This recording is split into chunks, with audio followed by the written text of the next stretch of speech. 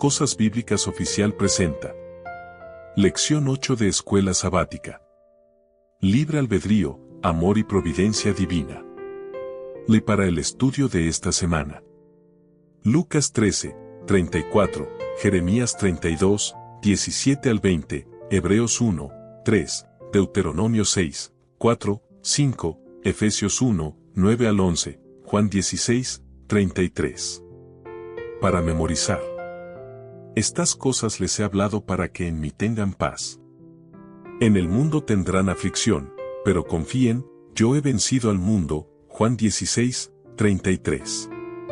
Providencia es el término utilizado para describir la acción de Dios en el mundo. La forma en que pensamos acerca de la providencia de Dios marca una gran diferencia en cómo nos relacionamos con Él y con los demás, y en cómo pensamos acerca del problema del mal. Los cristianos tienen diversas concepciones acerca de la providencia divina. Algunos creen que Dios ejerce su poder de tal manera que determina que todos los acontecimientos sucedan tal y como suceden, y que incluso decide quién se salvará y quién se perderá. Según este punto de vista, las personas no son libres de elegir otra cosa que no sea lo que Dios decreta. De hecho, quienes creen de esta manera argumentan que incluso los deseos humanos están determinados por Dios. En contraste, la sólida evidencia bíblica muestra que Dios no determina todo lo que sucede, sino que concede a los seres humanos libre albedrío, hasta el punto de que ellos, y los ángeles, pueden elegir actuar directamente en contra de la voluntad divina. La historia de la caída, del pecado y del mal es una expresión dramática y trágica de los resultados del mal uso del libre albedrío. El plan de salvación fue instituido para remediar la tragedia causada por ello. Lección del domingo. Nuestro Dios es soberano. Dios es soberano, dijo el pastor de jóvenes a un grupo de estudiantes de escuela secundaria. Eso significa que Él controla todo lo que sucede. Un perplejo alumno replicó, ¿así que Dios tenía el control cuando murió mi perro? ¿Por qué iba Dios a matar a mi perro? Tratando de responder a ese interrogante, el pastor respondió, es una pregunta difícil. Pero a veces Dios nos hace pasar por momentos difíciles a fin de que estemos preparados para cosas aún más difíciles en el futuro. Recuerdo lo duro que fue cuando murió mi perro. Pero pasar por eso me ayudó a afrontar un momento aún más difícil después, cuando murió mi abuela. ¿Tiene sentido? Tras una larga pausa, el estudiante respondió, así que Dios mató a mi perro a fin de prepararme para cuando Él mate a mi abuela. Mark Cortez, citado en John C. Peckham, Divine Attributes, Knowing the Covenantal God of Scripture, Atributos Divinos, como conocer al Dios pactual de la Escritura, Becker Academic, 2021, página 141. La gente a veces asume que todo lo que ocurre sucede tal y como Dios quiere, que todo acontece en el mundo precisamente como Dios quería que ocurriera. Al fin y al cabo, Dios es todopoderoso. ¿Cómo podría ocurrir algo que Dios no deseara? Por lo tanto, pase lo que pase, por malo que sea, todo siempre es la voluntad de Dios. Eso es al menos lo que enseña esta teología. Lee Salmo 81, 11 al 14, Isaías 30, 15 y 18, 66, 4, y Lucas 13, 34. ¿Qué dicen estos textos acerca de si siempre se cumple la voluntad de Dios? Aunque muchas personas creen que Dios siempre obtiene lo que quiere, la Biblia muestra algo muy diferente. Las Escrituras muestran una y otra vez a un Dios cuyos deseos no son satisfechos. Es decir, lo que sucede es muchas veces contrario a lo que Dios afirma que preferiría que sucediera. Por ejemplo, Él deseaba un resultado para su pueblo, pero éste eligió otro. Dios mismo se lamenta, pero mi pueblo no oyó mi voz, si me hubiera oído mi pueblo. Si en mis caminos hubiera andado Israel.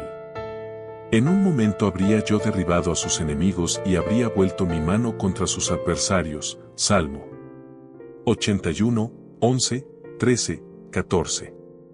Piensa en las implicaciones de cualquier teología que atribuya todo lo que sucede a la voluntad directa de Dios.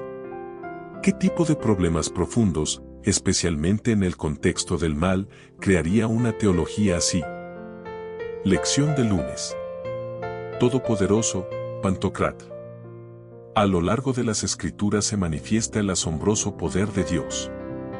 La Biblia incluye innumerables narraciones en las que Dios ejerce su poder y obra milagros. Sin embargo, y a pesar de ello, suceden muchas cosas que Dios no quiere que ocurran. Lee Apocalipsis 11, 17, Jeremías 32, 17 al 20, Lucas 1, 37 y Mateo 19, 26. Considera también Hebreos 1, 3. ¿Qué enseñan estos pasajes acerca del poder de Dios? Estos textos y otros enseñan que Dios es todopoderoso y que sostiene el mundo con su poder.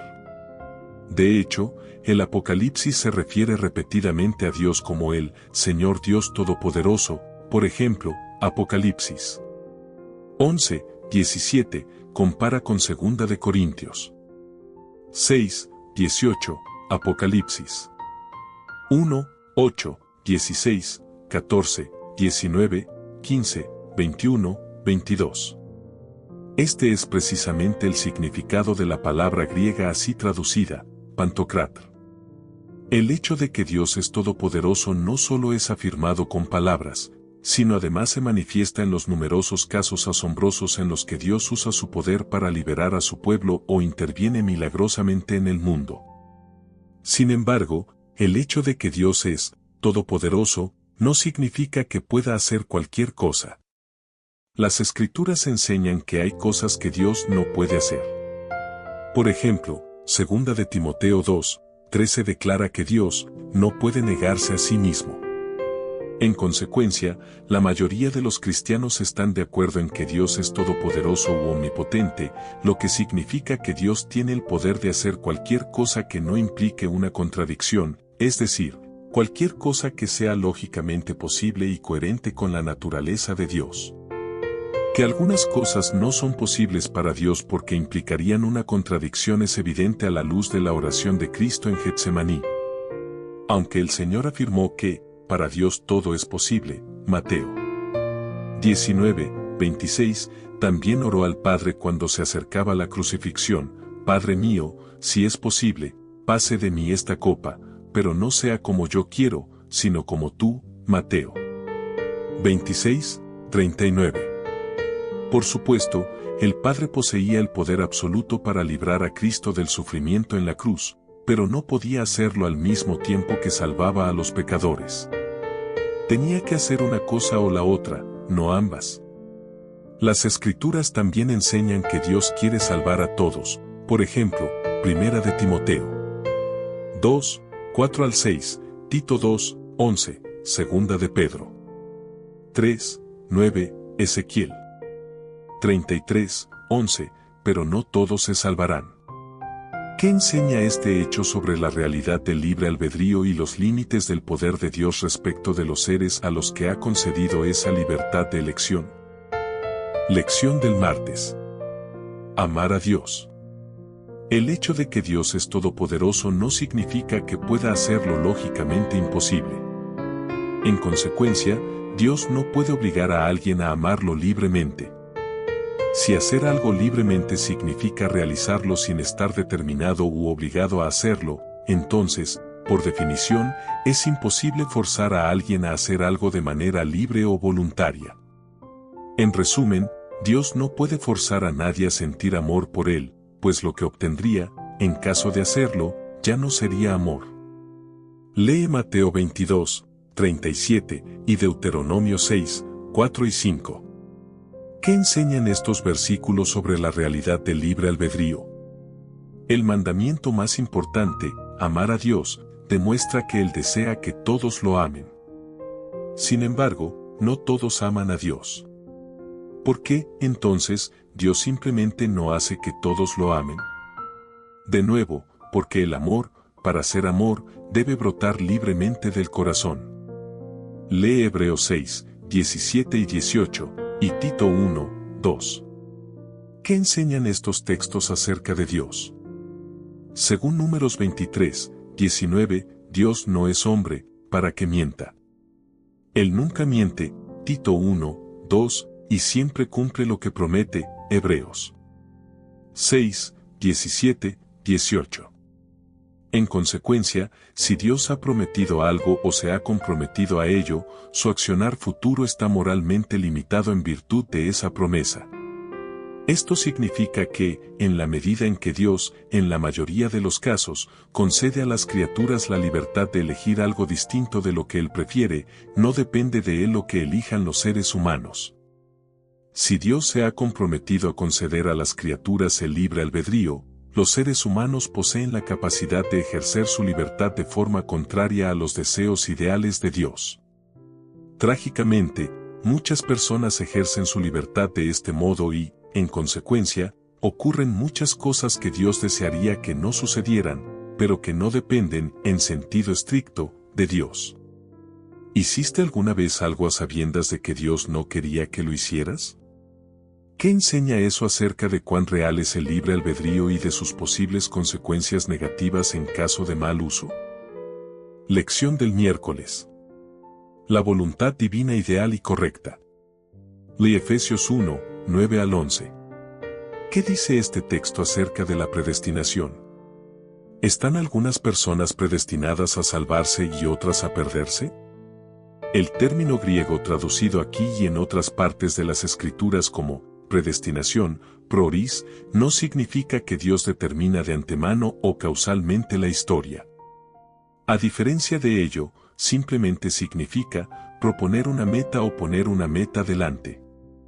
Por supuesto, uno puede decidir algo, poner una meta, de antemano unilateralmente, o hacerlo de una manera que tenga en cuenta las decisiones libres de las personas delante de las cuales se pone esa meta. La Escritura enseña que Dios hace esto último. Aquí y en otros lugares, por ejemplo, Romanos 8, 29, 30, el término traducido como predestinado se refiere a lo que Dios planea para el futuro después de tener en cuenta lo que sabe de antemano acerca de las decisiones libres de las criaturas.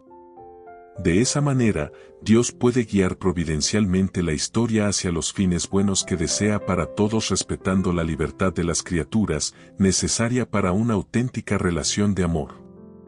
Efesios 1, 11 dice que Dios hace todas las cosas según el designio de su voluntad. ¿Significa esto que Dios determina que todo suceda tal como Él desea? Leído aisladamente, Efesios 1, 9 al 11 podría dar esa impresión.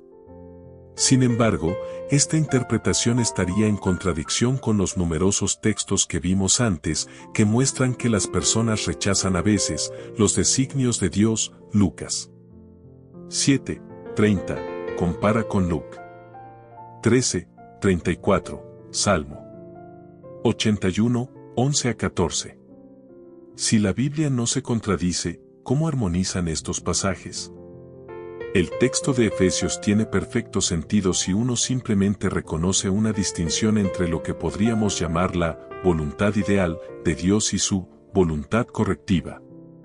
La voluntad ideal de Dios es lo que Él prefiere que ocurra y lo que ocurriría si todos hicieran siempre exactamente lo que Él desea.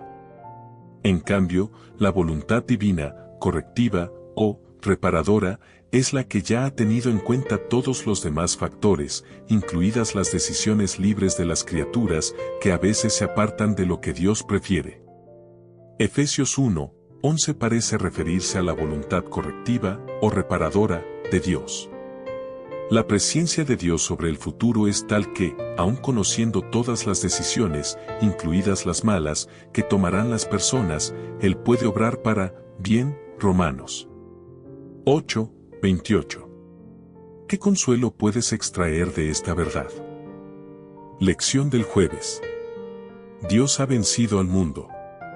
Si todo ocurriera según la voluntad ideal de Dios, nunca habría existido el mal, sino solo la dicha, el amor y la armonía perfectos. Con el tiempo, la tierra será restaurada y así el universo entero volverá a estar en armonía con la voluntad perfecta e ideal de Dios. Mientras tanto, Él hace que su voluntad se cumpla teniendo en cuenta las decisiones libres de sus criaturas. Imagina un concurso de repostería en el que todos los participantes están obligados a utilizar una serie de ingredientes, pero pueden añadir cualquier otro que deseen para hacer el pastel o la torta que quieran. En última instancia, cualquiera que sea la torta que cada repostero decida hacer, ella estará determinada, al menos en parte, por algunos ingredientes que él no eligió. Del mismo modo, dado que Dios se ha comprometido a respetar la libertad de las criaturas, libertad necesaria para el amor, muchos de los ingredientes que componen la historia del mundo no son elegidos por Dios, sino lo contrario de lo que Él desea. Desde este punto de vista, la providencia divina no es unidimensional. Dios no controla unilateralmente todo lo que sucede. Este hecho implica una visión bidimensional de la providencia de Dios. Algunas de las cosas que suceden son causadas por Dios, pero otras, como todos los males, son el resultado de las decisiones libres de sus criaturas. Dios no quiere que ocurran muchas de las cosas que suceden. Lee Juan 16, 33. ¿Qué esperanza nos ofrece este texto, incluso en medio de las tribulaciones? Especialmente en tiempos de sufrimiento o dificultad, la fe de las personas puede flaquear porque erróneamente creen que Dios les evitará o debería evitarles el sufrimiento y las dificultades propias de esta vida. Pero Jesús advierte a sus seguidores que experimentarán dificultades y tribulaciones en este mundo, pero que hay esperanza pues Él ha vencido al mundo. Juan 16, 33. El hecho de que enfrentemos sufrimientos y dificultades no significa que Dios desea idealmente eso para nosotros. Debemos tener siempre presente el panorama general del gran conflicto. Sin embargo, podemos confiar en que, aunque el mal en sí mismo no es necesario para el bien, Dios puede hacer que algo bueno resulte incluso de acontecimientos que no son buenos. Si confiamos en Dios, Él puede utilizar incluso nuestros sufrimientos para acercarnos a Él y motivarnos a ser compasivos y a cuidar de los demás. Lección del viernes. Para estudiar y meditar. Lee el capítulo titulado Dios con nosotros, en las páginas 11 a 18 del libro El deseado de todas las gentes, de Elena G. de White.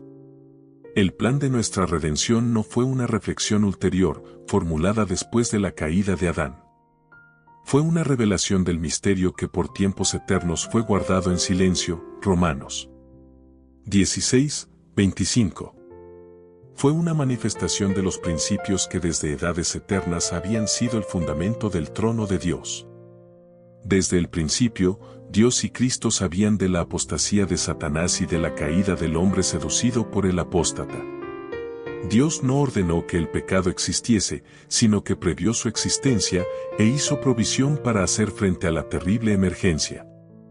Tan grande fue su amor por el mundo, que se comprometió a dar a su Hijo unigénito para que todo aquel que en él cree, no se pierda, mas tenga vida eterna. Juan 3, 16, Elena G. de White, El deseado de todas las gentes, páginas 13, 14.